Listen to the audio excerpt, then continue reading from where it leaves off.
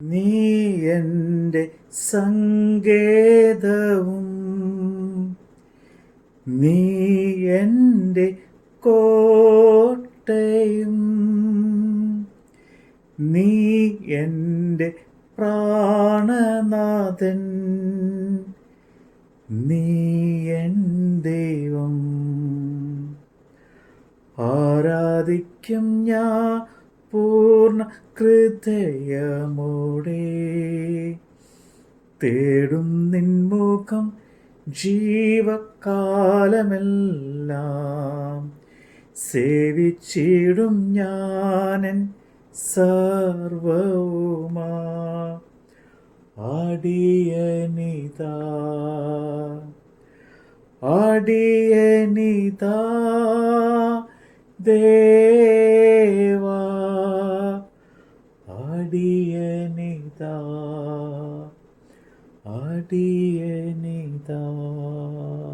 മഹത്വമുള്ള യെശയ്യാ പ്രവാചകന്റെ പുസ്തകം 50 അധ്യായം. യഹോവ ഇപ്രകാരം അരുളിച്ചെയ്യുന്നു: ഞാൻ നിങ്ങളുടെ അമ്മയെ ഉപേക്ഷിച്ചു കളഞ്ഞതിൻ്റെ ഉപേക്ഷണ പത്രം എവിടെ? അല്ല, എൻ്റെ കടക്കാരിൽ ആർക്കാവുന്നു ഞാൻ നിങ്ങളെ വിറ്റ് കളഞ്ഞത്? നിങ്ങളുടെ അകൃത്യങ്ങളാൽ നിങ്ങൾ നിങ്ങളെ തന്നെ വിറ്റ് കളഞ്ഞു. നിങ്ങളുടെ ലംഘനങ്ങളാൽ നിങ്ങളുടെ അമ്മ ഉപേക്ഷിക്കപ്പെട്ടുമിരിക്കുന്നു. ഞാൻ വന്നപ്പോൾ ആരും ഇല്ലാതിരിപ്പാനും ഞാൻ വിളിച്ചപ്പോൾ ആരും ഉത്തരം പറയാതിരിപ്പാനും സംഗതി എന്ത്? വീണ്ടെടുപ്പാൻ കഴിയാത്ത വണ്ണം എൻ്റെ കൈ വാസ്തവമായി കുറുകിയിരിക്കുന്നുവോ? അല്ല, വിടിയിപ്പാൻ എനിക്ക് ശക്തിയില്ലയോ? ഇതാ, എൻ്റെ ശാസനം കൊണ്ട് ഞാൻ സമുദ്രത്തിലെ വറ്റിച്ചു കളയുന്നു, നദികളെ മരുഭൂമികളാക്കുന്നു. വെള്ളം ഇല്ലായ്കയാൽ അവയിലെ മത്സ്യം ദാഹം കൊണ്ട് ചത്ത് നാറുന്നു. ഞാൻ ആകാശത്തെ ഇരുട്ടുടിപ്പിക്കുകയും രട്ട് പുതുപ്പിക്കുകയും ചെയ്യുന്നു. തളർന്നിരിക്കുന്നവനെ വാക്കുകൊണ്ടും താങ്ങുവാൻ അറിയേണ്ടതിന് യഹോവയായ കർത്താവ് എനിക്ക് ശിഷ്യന്മാരുടെ നാവ് തന്നിരിക്കുന്നു. അവൻ രാവിലെ തോറും ഉണർത്തുന്നു. ശിഷ്യന്മാരെ പോലെ കേൾക്കേണ്ടതിന് അവൻ എൻ്റെ ചെവി ഉണർത്തുന്നു. യഹോവയായ കർത്താവ് എൻ്റെ ചെവി തുറന്നു. ഞാനോ മറുത്തു നിന്നില്ല, പിന്തിരിഞ്ഞതുമില്ല. അടിക്കുന്നവർക്ക് ഞാൻ എൻ്റെ മുതുകും രോമം പറിക്കുന്നവർക്ക് എൻ്റെ കവിളും കാണിച്ചു കൊടുത്തു.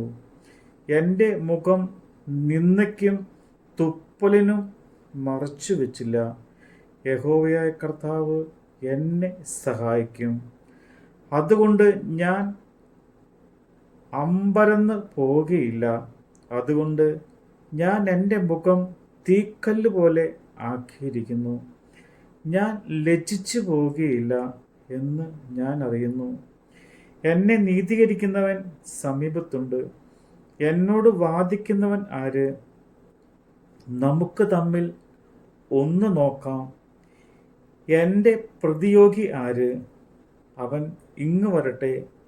ഇതാ, യഹോവയായ കർത്താവ് എന്നെ തുണയ്ക്കുന്നു. എന്നെ കുറ്റം വിധിക്കുന്നവൻ ആര്? അവരെല്ലാവരും വസ്ത്രം പോലെ പഴകിപ്പോകും, പുഴു അവരെ തിന്നുകളയും.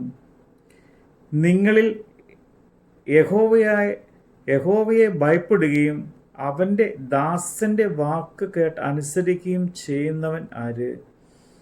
തനിക്ക് പ്രകാശമില്ലാതെ അന്ധകാരത്തിൽ നടന്നാലും അവൻ യഹോവയുടെ നാമത്തിൽ ആശ്രയിച്ച് തൻ്റെ ദൈവത്തിൻ്റെ മേൽ ചാരിക്കൊള്ളട്ടെ. ഹാ, തീ കത്തിച്ച് തീയമ്പുകൾ അരക്കി കെട്ടുന്നവരെ, നിങ്ങൾ എല്ലാവരും നിങ്ങളുടെ തീയുടെ വെളിച്ചത്തിലും നിങ്ങൾ കൊളുത്തിയിരിക്കുന്ന തീ അമ്പുകളുടെ ഇടയിലും നടപ്പിൻ. എൻ്റെ കൈയാൽ ഇത് നിങ്ങൾക്ക് ഭവിക്കും. നിങ്ങൾ വ്യസനത്തോടെ കിടക്കേണ്ടി വരും. നമ്മുടെ കർത്താവിൻ്റെ വചനമാണ് നമ്മൾ കേട്ടത്. നീ എൻ്റെ രക്ഷകനും നീ എൻ്റെ വൈദ്യനും നീ എൻ്റെ ആലംബവും നീ എൻ ദൈവം. ആരാധിക്കും ഞാൻ പൂർണ്ണ ഹൃദയമോടെ, തേടും നിൻമുഖം ജീവകാലമെല്ലാം. സേവിച്ചിടും ഞാനൻ സർവവുമാ. അടിയനിതാ അടിയനിതാ ദേവാ, അടിയനിതാ